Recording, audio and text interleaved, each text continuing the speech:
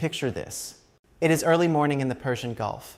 The sun has barely risen over the shimmering water. And somewhere in one of the most strategically vital maritime passages on the planet, a fleet of American warships takes position. Engines running, weapons systems armed, orders received. The United States Navy has just been tasked with doing something that has never been done before in modern history: blockading the Strait of Hormuz.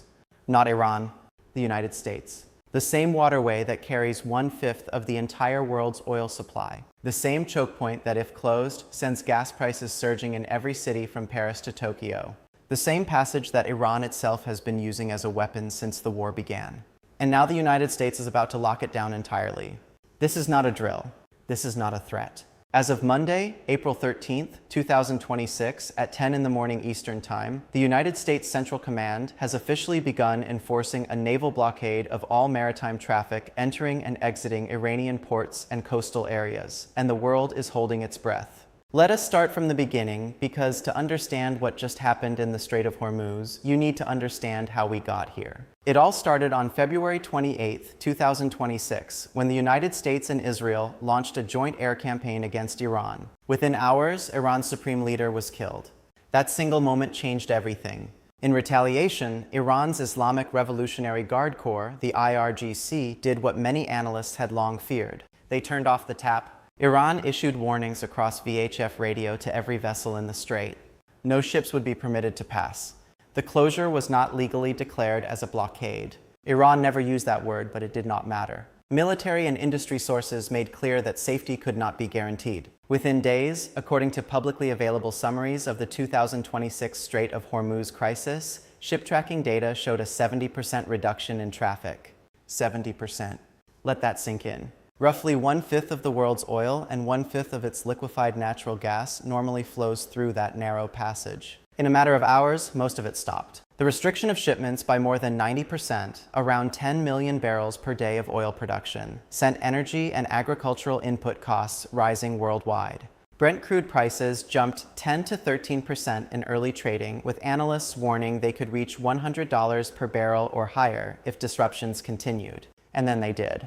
The economic shockwave hit hard. Oil surged past $100 a barrel. Gas prices climbed across the United States and Europe. Supply chains buckled. And through all of it, Iran quietly kept its own oil flowing, selling its crude at a premium while the rest of the world paid the price. According to data and analytics firms monitoring the situation, Iran managed to export an average of 1.85 million barrels of crude per day through March. That was roughly 100,000 barrels per day, more than in the previous 3 months. Iran was not just surviving the war, it was profiting from it. Here is where it gets both remarkable and infuriating. While the world's economies bled, while tanker crews feared for their lives, and while 230 loaded oil tankers sat stranded inside the Gulf waiting for passage, Iran set up what maritime intelligence analysts described as a de facto toll booth regime. According to multiple news reports citing shipping data, the IRGC was requiring vessels to submit full documentation, obtain clearance codes, and accept IRGC-escorted passage through a single controlled corridor. At least 2 vessels that traversed the strait had already paid Iran fees in Chinese yuan, reportedly as high as $2 million per ship to guarantee safe passage. $2 million per ship. This was described by global leaders in stark terms as world extortion. Now, we arrive at the summit in Pakistan and the 21 hours that changed everything. On the weekend of April 12th, the highest level face-to-face talks between American and Iranian political leaders since the 1979 Islamic Revolution took place in Islamabad. Think about that for a moment. 47 years? That is how long it has been since the two countries sat across a table at this level of seniority. The United States delegation was formidable. The vice president led the team joined by a special envoy and senior advisors to the president. Iran sent the Speaker of Parliament and the foreign minister. Pakistan, which had brokered the fragile 2-week ceasefire that made these talks possible, hosted the delegations at a luxury hotel near a convention center in Islamabad, where the world's press had gathered in anticipation. There was a real sense of optimism in the air. Pakistani mediators greeted the delegations with smiles and handshakes. A Pakistani senator appeared on air and said he felt the two sides were at the precipice of a deal. The world was watching. The ceasefire that had been painstakingly negotiated was holding, and for a brief charged moment, it seemed like peace was possible. 21 hours later, it was not. The vice president emerged from the talks at 6 in the morning local time and made a statement that reverberated around the world. He noted that they had had a number of substantive discussions with the Iranians. That was the good news. The bad news was that they had not reached an agreement, and he made clear that was bad news for Iran much more than it was bad news for the United States of America. And just like that, the window closed. A United States official close to the talks told reporters precisely what remained unresolved. The two sides could not reach agreement on ending uranium enrichment, dismantling enrichment facilities, retrieving Iran's uranium stockpiles, accepting a broader regional peace deal, ending Iran's funding of proxy groups like Hezbollah in Lebanon, and perhaps most urgently, fully reopening the Strait of Hormuz without tolls or conditions. That is a staggering list. Every one of those items is a fundamental demand, and Iran refused them all. Tehran's counterposition, according to Iranian state television and officials, included control of the Strait of Hormuz, payment of war reparations, a ceasefire across the region, including in Lebanon, and the release of Iran's frozen assets abroad. Iran's foreign minister later posted on social media that the negotiations had progressed to the brink of a potential memorandum of understanding, but that the United States had shown maximalism, shifting goalposts and a push for a blockade. He added a simple but loaded phrase, "Goodwill begets goodwill, enmity begets enmity." That is the Iranian framing. But the American framing is just as stark. The vice president made clear what the core demand was and why no deal was possible without it. The simple fact is that the United States needed to see an affirmative commitment that Iran would not seek a nuclear weapon and would not seek the tools that would enable them to quickly achieve a nuclear weapon. That was the core goal. Iran would not give that commitment.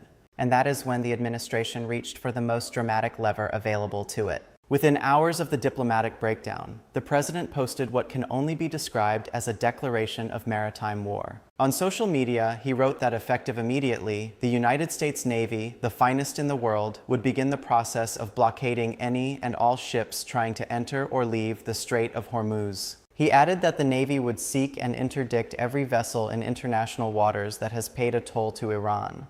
And then came the warning that no one could misread. Any Iranian who fires at us or at peaceful vessels will be blown to hell. United States Central Command confirmed the order shortly after. According to a statement posted on social media, the blockade would begin on Monday, April 13th at 10 in the morning Eastern Time and would be enforced impartially against vessels of all nations entering or departing Iranian ports and coastal areas. Crucially, Central Command specified that the blockade would not impede vessels transiting the strait to and from non-Iranian ports. In other words, the goal was not to stop global trade. The goal was to strangle Iran's economy. Now let us unpack what this actually means strategically, because this is where it gets deeply complex. Here is the paradox at the heart of this decision. The United States has spent weeks demanding that Iran reopen the Strait of Hormuz. The president has called the Iranian closure an act of extortion. Gas prices have surged across America, and a poll reported that 64% of Americans now disapprove of how the president is handling the Iran war. 64%. And 66% said the administration had not clearly explained its goals. Those are staggering numbers for a wartime president. So why would the White House blockade the very strait it wants opened? The answer, according to analysts quoted by financial publications, is economic warfare. A senior fellow at a major think tank put it bluntly in a recent analysis. The United States can implode Iran's economy by shutting down its oil exports. That might open up the Strait of Hormuz a lot faster than anything else. The logic is brutal and direct. Iran has been selling its own oil while holding the world's supply hostage. A United States blockade cuts off that revenue stream entirely. With China buying approximately 90% of Iran's oil exports, roughly 1.7 million barrels per day, Beijing would face immediate and severe pressure to lobby Tehran into a deal. There is also the leverage angle. The blockade puts economic pressure on Tehran without destroying Iran's oil infrastructure that you would want to preserve for the future. It is a scalpel rather than a sledgehammer, at least in theory, but the risks are enormous, and the world knows it. As a senior regional correspondent reported from Tehran, Iran knows that controlling the Strait of Hormuz is still their main leverage. By announcing a blockade, the United States is essentially telling Iran that it intends to strip away that leverage by force. Iran's response was immediate. The IRGC issued a warning reported by state-affiliated media that any military vessel approaching the Strait of Hormuz would be considered a violation of the ceasefire and would be dealt with severely. The IRGC did not hedge. They did not say possibly. They said any military vessel. 2 United States warships had already entered the strait for the first time since the war began, reportedly as part of mine clearance operations. United States Central Command described it as an operation that focused on freedom of navigation through international waters. Iran described it as a ceasefire violation. The gap between those two interpretations is where wars escalate. And let us not forget the mines. According to crisis summaries, Iran reportedly laid sea mines in the strait after the war began, and then, according to one particularly chilling report, lost track of some of them. Iran is therefore reportedly unable to fully open the strait even if it wanted to, because it cannot guarantee where all of its own mines are. United States forces have been tasked with destroying those mines. That operation carries its own risks: accidental detonations, misidentification, and the ever-present threat of direct military confrontation. The first confirmed victims of this conflict were already devastating. On March 1st, the oil tanker Skylight was struck by a projectile north of Kasab, Oman, killing 2 Indian crew members and injuring 3 others. The MKD Viome was hit by a drone boat, sparking a fire and explosion in its engine room. 1 Indian sailor was killed. These are not statistics. These are people who went to work on a ship and did not come home. Now let us address the international dimension, because the United States is not acting entirely alone, but it is more alone than it would like. The president stated on television that allied nations were already assisting with the blockade, saying they had already started. He added that because they are much closer, they may have to do it. He also referenced the United Kingdom sending minesweepers. But here is the uncomfortable truth. According to multiple news agencies, the United Kingdom confirmed it would not be participating in a blockade. A United Kingdom government spokesperson stated that they continue to support freedom of navigation and the opening of the Strait of Hormuz, which is urgently needed to support the global economy and the cost of living back home. The spokesperson added that the United Kingdom was urgently working with France and other partners to put together a wide coalition to protect freedom of navigation, explicitly noting the Strait of Hormuz must not be subject to tolling. That is a supportive statement in principle, but it is not a commitment to join the blockade. A senior Democratic senator put the strategic contradiction into sharp focus during an interview on Sunday. He stated he did not understand how blockading the strait was somehow going to push the Iranians into opening it. He did not see the connection there. It is a fair question, and it gets at the core gamble the administration is taking. The theory of victory runs something like this. Iran's economy was already in severe difficulty before the war. The war has made it worse. Cutting off oil revenues, the regime's primary source of hard currency, could accelerate an economic collapse that forces the Iranian government to the table on terms favorable to the United States. China, deprived of cheap Iranian crude, would have an incentive to pressure Tehran. The blockade of Iranian exports, paradoxically, might cause oil prices to spike further in the short term, but if it ends the war quickly, the long-term price effect could actually be stabilizing. As economic analysts have argued, removing Iranian supply should send prices higher, but crude might actually do the opposite if a United States blockade is seen as ending the war quickly. That is the optimistic scenario. But there is a darker one. If Iran responds militarily, if IRGC forces fire on United States ships or engage in direct confrontation, the ceasefire collapses and the war resumes. The fragile 2-week truce that Pakistani leadership worked so hard to broker evaporates, and with it the possibility of a negotiated settlement. Pakistan's leadership, to their credit, urged both sides on Sunday to uphold the ceasefire, calling it imperative. Pakistani leaders also said they would try to host further talks in the coming days. That door, as both sides acknowledged in Pakistan, has not been completely shut. The vice president himself said, departing Islamabad, that they leave with a very simple proposal, and they will see if the Iranians accept it. The Iranians, for their part, left with hugs from Pakistan's leadership. It was a diplomatic gesture, but it was a gesture. The April 22nd deadline, the end of the 2-week ceasefire, looms. There are now fundamental questions that nobody can answer with confidence. Will the ceasefire hold until that deadline? Will further talks happen before then? And if they do not, will United States forces return to direct combat operations against Iran?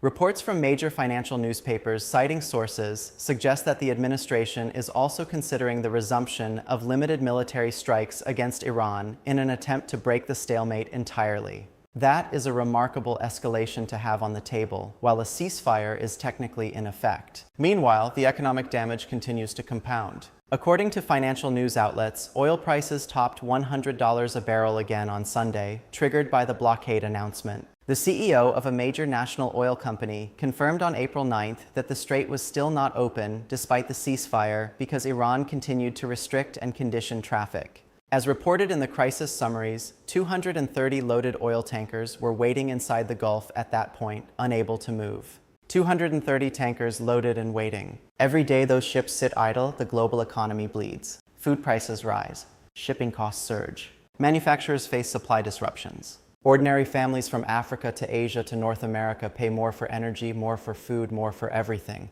This is what a choke point war looks like in practice. It is not just soldiers and missiles. It is mothers paying more for cooking gas. It is farmers seeing their fertilizer costs double because natural gas feeds industrial processes. It is a quiet, grinding civilizational cost that accumulates with every passing day the strait stays closed. And now we add a United States naval blockade to that equation. Here is where this story stands. As of Monday morning, United States Central Command has confirmed the blockade begins at 10 in the morning Eastern Time. The IRGC has warned that military vessels will be treated as ceasefire violations. Iran's foreign minister has accused the United States of maximalism and bad faith at the negotiating table. 2 United States warships are already in the strait conducting mine clearance operations. The president has threatened China with a 50% tariff, a staggering amount in his own words, if Beijing provides missiles to Iran. And peace talks remain technically possible but practically suspended. The situation is, without exaggeration, on a knife's edge. Several scenarios are now possible, and analysts are watching each of them carefully. Scenario 1, the blockade works. Iran, cut off from oil revenues, faces an accelerating economic implosion. China, faced with tariffs and the loss of Iranian crude, pressures Tehran to return to the table. A new round of talks begins before April 22nd. A deal is struck, probably imperfect, probably not everything the United States wanted, but enough to end the shooting and reopen the strait. Gas prices fall, markets stabilize, a fragile contested peace begins. Scenario 2. The blockade triggers escalation. IRGC forces engage United States warships either directly or through proxy attacks. The ceasefire collapses. United States airstrikes resume. The war that was paused for 2 weeks roars back to life.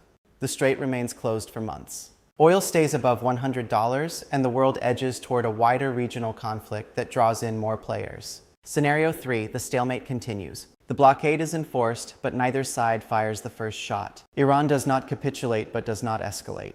The ceasefire holds past April 22nd, barely, and is extended again through more Pakistani-brokered negotiation. The talks resume slowly, with neither side giving ground. This is the grinding, exhausting middle path, possible but fragile.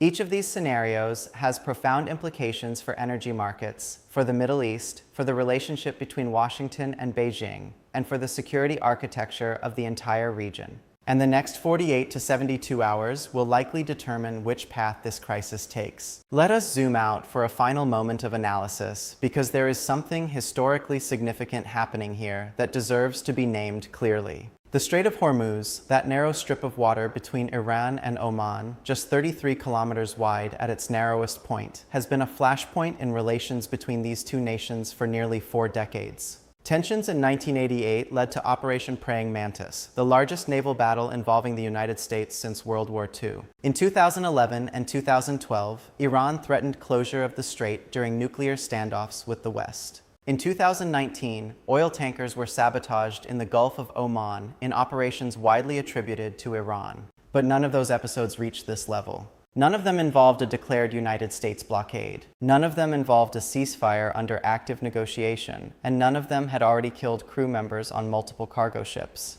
This is different. This is a war that has already been fought, is currently paused, and may resume. The stakes are not hypothetical. They are immediate. The mines in the water are real. The warships are positioned.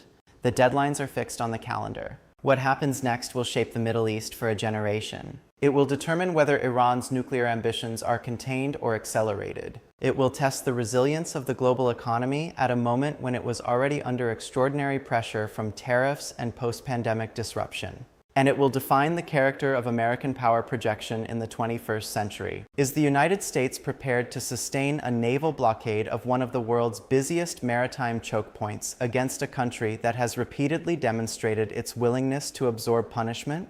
Does Iran's leadership have enough popular support and enough economic reserves to outlast the blockade? And can Pakistan, one of the few nations trusted by both sides, hold this diplomatic channel open long enough for a deal to emerge? We do not have all the answers. No one does right now. What we do know is this: the world is watching. The tankers are waiting. The warships are in position, and the clock is ticking toward April 22nd. And that is why this moment matters. Not just for the nations directly involved, but for every person on the planet who fills a gas tank, buys groceries, or depends on the invisible, fragile web of global trade that holds our modern world together. There are reports that further diplomatic contacts may be attempted in the coming days through Pakistani channels. There are signals from both sides, however faint, that neither wants a return to full-scale combat. And there is, buried beneath the threats, and the warships, and the mines, and the $100 oil, a simple truth that both Washington and Tehran understand. War is expensive, peace is hard, and the strait has to open someday.